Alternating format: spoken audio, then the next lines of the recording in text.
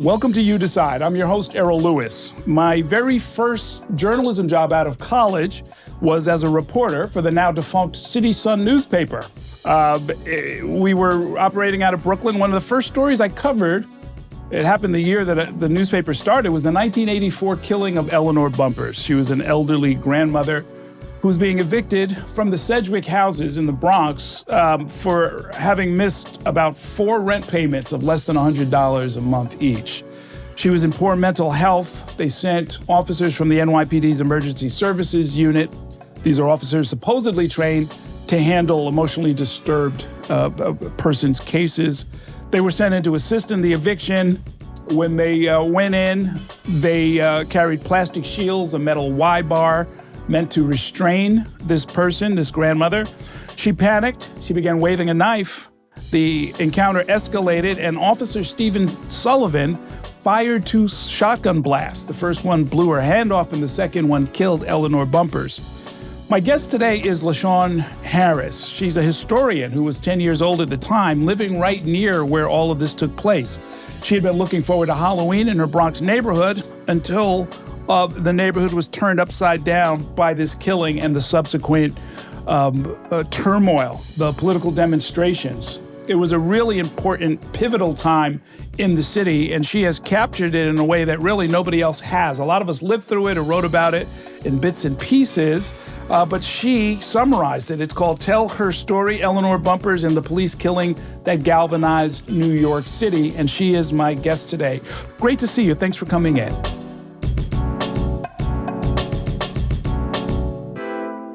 Thank you for having me. You are a professor at Wayne State University. Are you based out there? Are you here in the city? What are you doing these days? I am a professor at Michigan State. Oh, excuse me.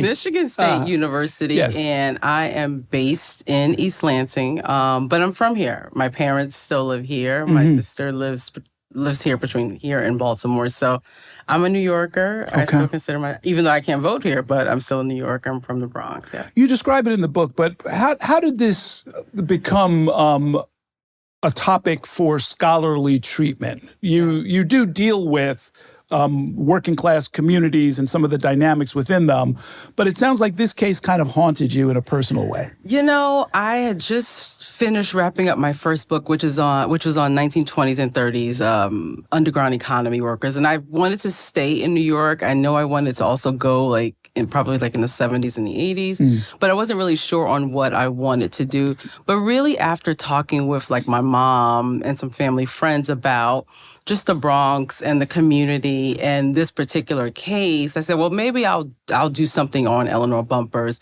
And it started out really as a short article piece. And then I decided I would do a full treatment, mainly because I feel like Eleanor Bumpurs, really what we know about her is just the murder. The picture that's on the cover of the book, most people have seen. I wanted to really understand the context of who she was. I lived across the street from her. My community was really polarized and galvanized by that killing. So part of it is about her, but also about how that community responded to that killing. Because even if you think about the activism during that particular time, the Bronx piece is really left out of that, of that story. So I was really interested in the neighborhood as well as who she was before we meet her on October 29th, 1984. The photo that many people have seen that you have on the cover of the book, I did not realize she was in a Red Cross shelter because she'd been burned out of her prior apartment. And you go and excavate all of that, including the horrible conditions in the building that she'd been burned out of. Say a little bit about that. It was a privately owned building. You know what? It was just by happenstance. I was just looking for more things on Eleanor Bumpurs. I mean, she's a working class, poor woman, no records. And I was doing this, looking at the New York Daily News, and I just happened to come upon a photo of her and her daughter and her grandkids in this shelter. And I was like, well, what is this about? And then I read the story, and she had been a victim, like many Black families during the 1970s, of a burnout. So the photo was taken at this Red Cross shelter, where, the photographer was probably just snapping pictures of just, a whole bunch of people who have been in the shelter. But it made me think about the different ways in which Black women were experiencing, 1970s, 1980s, economic austerity, as well as just, inadequate housing conditions. So, but see, it's saying calling it inadequate doesn't even begin to capture the savagery of it, right? Yeah. I mean, this is this building on, what is it, Featherstone Place? Yeah. And somebody had died in the building. Someone had died in the building. Frozen to death, encased in ice. That's how bad it was. The building, most of the residents by the early 1981 had left the building after the fire. But there were a few people who could not leave the building for a whole host of reasons. And there was this one woman who had apparently fell down, hit her head, and froze to death. It was colder in the apartment than outside. She's encased in ice. They had to thaw her just to do the autopsy. Yeah. I mean, the savagery of the conditions that people were living under, where there are leaks and there's floods and there's ice and there's all of these unlivable conditions. And that's not usually the story that we hear about what was going on in the city at the time. I mean, and as one of the journalists who was running around trying to sort of capture what was going on, it was hard then and even hard now in hindsight to sort of convey just how rough it was for so many people. Yeah, the newspapers do an excellent job at this. And, Black women and Black families are testifying about, like, the experiences that they are having in those spaces. And the Black press is definitely, the City Sun is one of those newspapers. The New York Amsterdam News is one of those papers where people are testifying about the horrible conditions. I mean, this is Reaganomics, right? So many things have been cut. The city's coming out of this level of economic austerity. And if you were poor during the 70s, this is only exacerbated by Reaganomics. So housing is just horrible for working class Black families. In her delusional state, Eleanor Bumpurs says, among other things, that Ronald Reagan has sort of come in and is tampering with her apartment. And you make the very, very interesting point that, well, that might not specifically have happened. Right. She wasn't entirely wrong, that he built a career around demonizing lower income Black women in particular and calling them welfare queens and so forth. Yeah. I mean, Black women and welfare were public enemy number one for an administration that focused on individualism, deregulation, capitalism. I mean, if you were poor, then you were the problem, right? It was a sense of, you have no personal responsibility for your own economic affairs. And I love that by Eleanor Bumpurs, not that she was, politically engaged like we may think, but she was in the sense of being able to kind of experience Reaganomics, see Reaganomics on television as it unfolds, and probably reading newspapers like the New York Daily News. You also go back to where she came from in North Carolina and sort of tell that part of her story. And I guess in some ways it was sort of a reminder. We lose a lot of our historical perspective, but that a lot of people died of a disease, pellagra, that I don't think I'd ever heard of it. I didn't, frankly, hadn't experienced it in our family, at least not under that name. But this was a common sort of set of basically nutritional deficiencies that led to spectacularly high mortality rates in the community she was raised in. Yeah, I mean, throughout the early 20th century, working class Black and white families are experiencing, virtually like food deserts, right? And many of them happen to succumb to diseases like that. But again, it speaks to the kind of unlivable conditions that, working class people are going through, not even just during the 1980s, but during this particular time. Yeah. And that particular death of her mother in 1920 had a really profound impact on her life as a mother, right? Losing her mother at such a young age, at the age of 9, I think made her her kids a little bit tighter, right? Because she had lost so much before she even had like her first couple of kids. Right. It's kind of hard to predict, or I've found over the years it's impossible to predict which of these kind of cases, because there are many cases where people have experienced really hard, unfair, brutal mistreatment, and it points to fundamental systemic problems about how we care for the needy, how we deal with people with savage police violence rather than the care that they're entitled to and the law seems to anticipate they're going to get. This one, though, really sort of became a cultural phenomenon almost immediately. Yeah. What's your sense of why that happened? I think that they could relate to Eleanor Bumpurs just as a mother, as a mother, as a grandmother. Benjamin Ward, who was the first Black police commissioner for the NYPD, said that it would have been hard for him to go in and shoot Eleanor Bumpurs because she looked like his mother. Wilbur Tatum, who was the editor of the New York Amsterdam News, said, Eleanor Bumpurs was somebody's mother. Now she's everyone's mother. I mean, it kind of reminded me of the same sentiments when Trayvon Martin was killed. Like, Trayvon Martin became everybody's son. So everyone could kind of relate to this, disabled grandmother, who had a knife for real, but they could relate to that. They imagine their own mothers, their own aunties, being gunned down by the police, and most Black families could relate to the idea of being late on rent. And the prospect of potentially not just being thrown out, but having the police come now, right? So she sort of becomes this poster child for all of these other problems happening in the city, whether it's, municipal neglect, disinvestment, police violence, state violence. Like, she becomes this sort of symbol for a lot of different groups of people. And I think that's why people are able to kind of get behind this particular type of campaign. In the book, I also articulate, like, this for New York probably is the first Say Her Name campaign. Yes. For the 1980s. Yes. There are a few other women that are killed in New York during the 80s. There are two other. One is Sharon Walker, who was killed in December of 1984. Very little publicity. There's another woman in the late 1980s by the name of Yvonne Smallwood, who's also harmed, beat by the police, and then later dies, right? And those cases don't get as much publicity as Eleanor Bumpurs, as this particular case. So I think it's because of the circumstances as well as the activists that were behind it. So you have like high-profile activists who are coming to this legal justice community. Sure. And one thing, and I do remember when this came out, Eleanor Bumpurs' 12-gauge eviction, this documentary that a bunch of amateur filmmakers just went and, I mean, incredible amounts of creativity to sort of portray this horror. You know what? I never saw the doc. I saw like a clip, a tiny clip. I contacted the filmmakers and they were like, we don't have this anymore. We don't know where it is. But the great thing about that documentary is that the documentary, which is about an hour, was done by kids who lived in the building, kids who lived in the neighborhood. And I think this is really the first time, before like Jimmy Breslin and all of the reporters kind of swarmed the neighborhood, this is where we see like young kids going to community members and really asking community members what they thought about this case.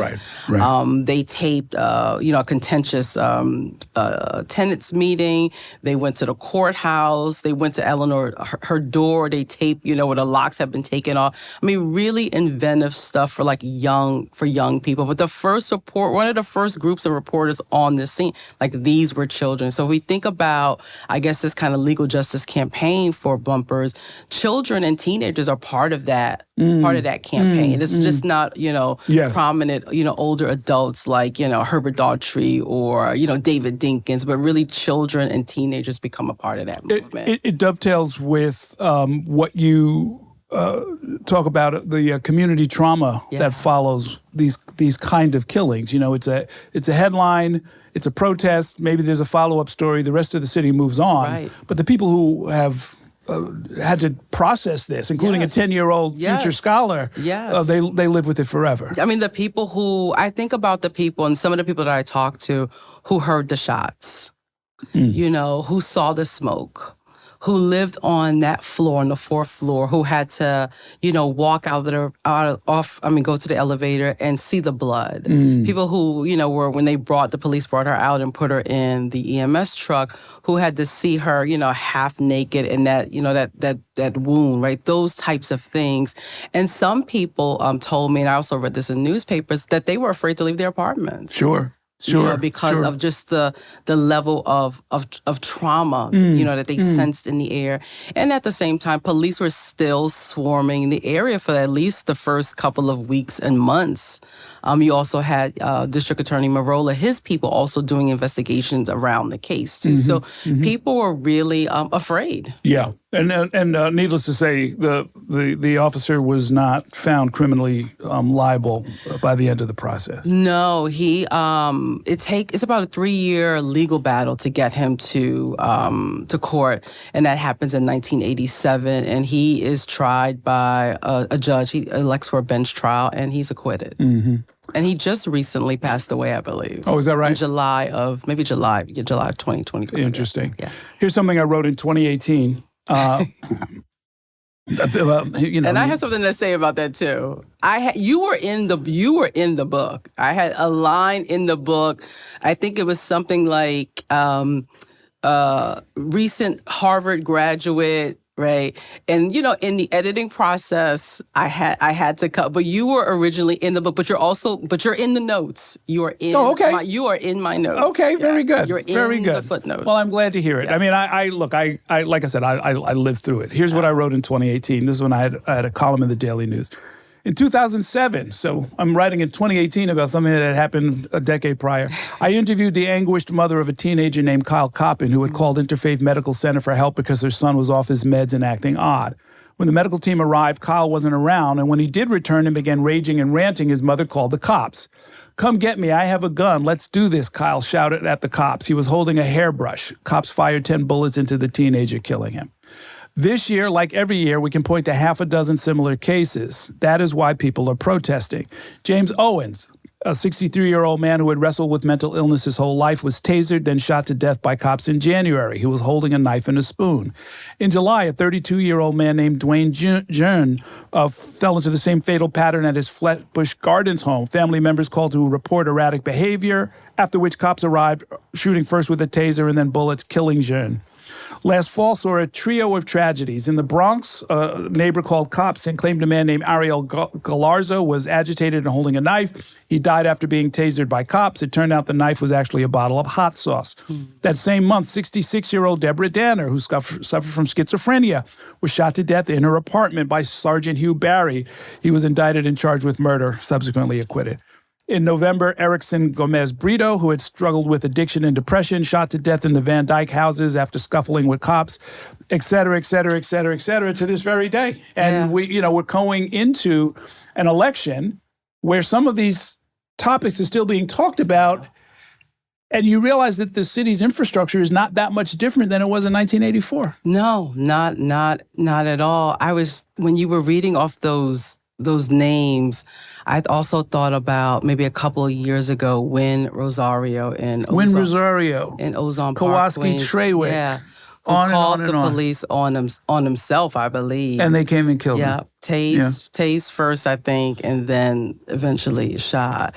And these are things that continuously happen, even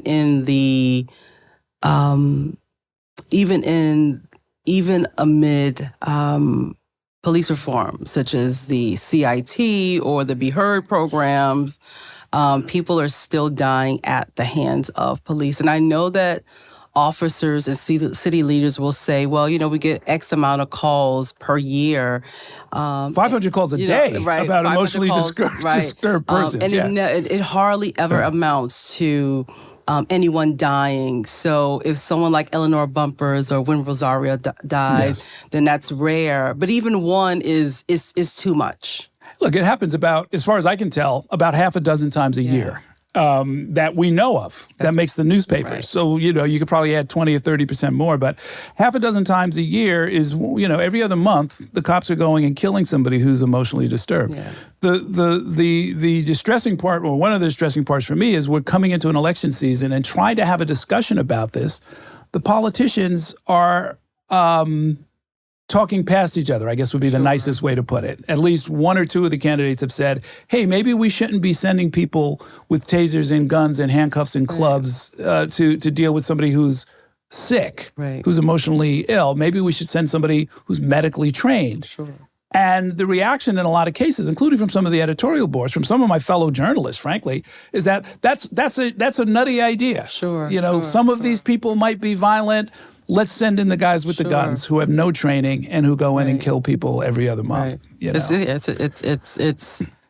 It's a tragedy. And even with training, I'm specifically thinking about like the Be Heard program or the CIT program, where you have officers who may be trained. I think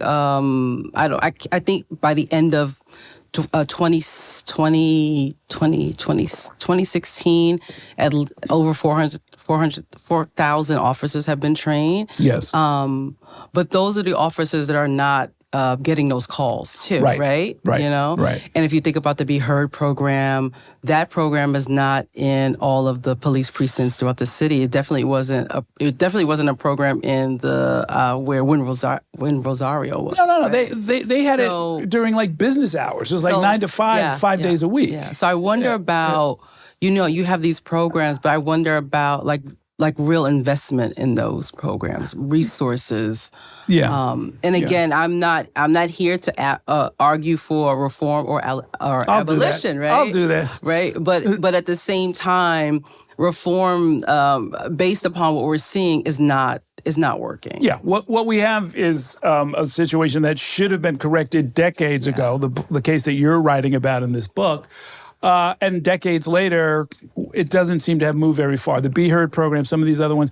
There are examples outside of New York where they have almost perfected it. Yeah. This one in Eugene, Oregon, where they have the first intervention is therapeutic and medical. Wow. They call the cops if they think they need them, and then very importantly, they have peer counselors who are part of the process. Mm-hmm. So somebody who's already been down this path of off their meds, in trouble, can sort of connect. We have Fountain House, which has sort of a similar approach.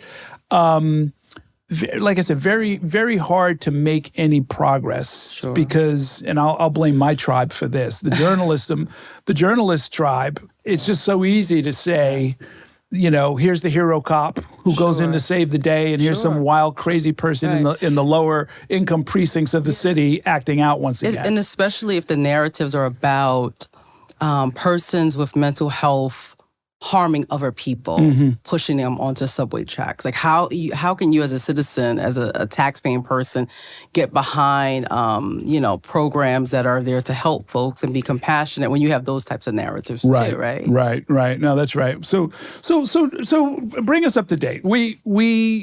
You have told a really important chapter of history here, but it's not just intended to be something that sits up on the shelf about, what was happening in 1984.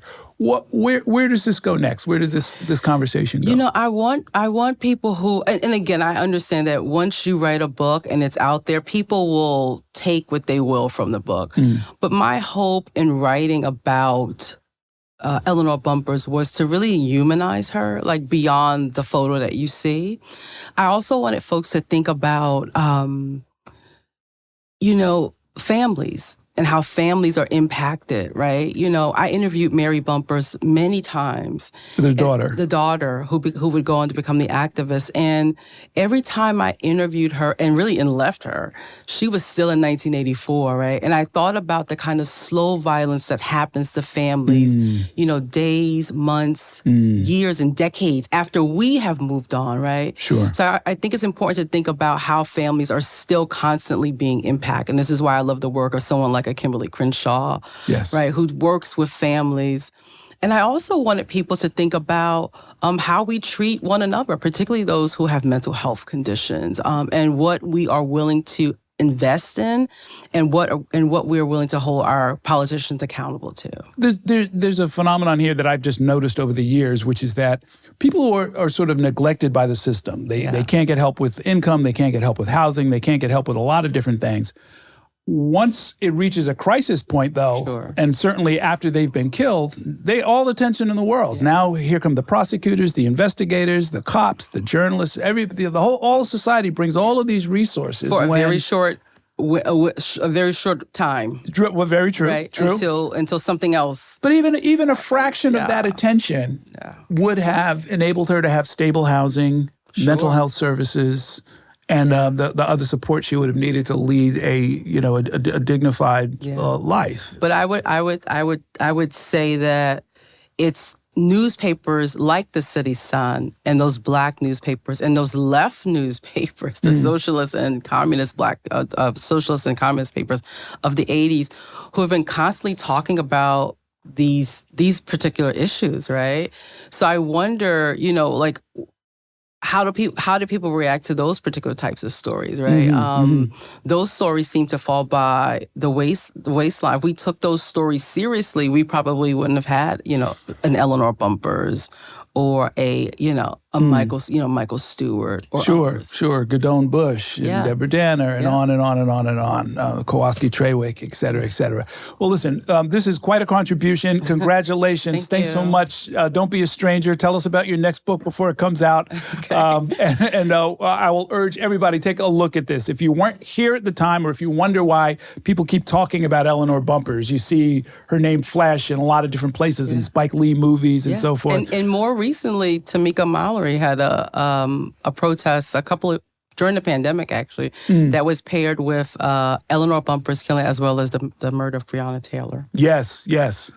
Well, she's as an activist who used to work closely with Al Sharpton. Okay. She has a real serious, I think, connection to history, because people like Sharpton have been saying this stuff, protesting along these lines for years and years and years. Thank you so much, LaShawn Harris. Thanks for coming having me.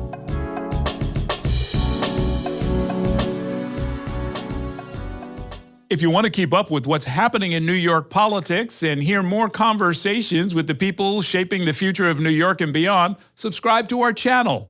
And let Spectrum News be your resource for balanced, in-depth political coverage, elections, and issues that matter to you.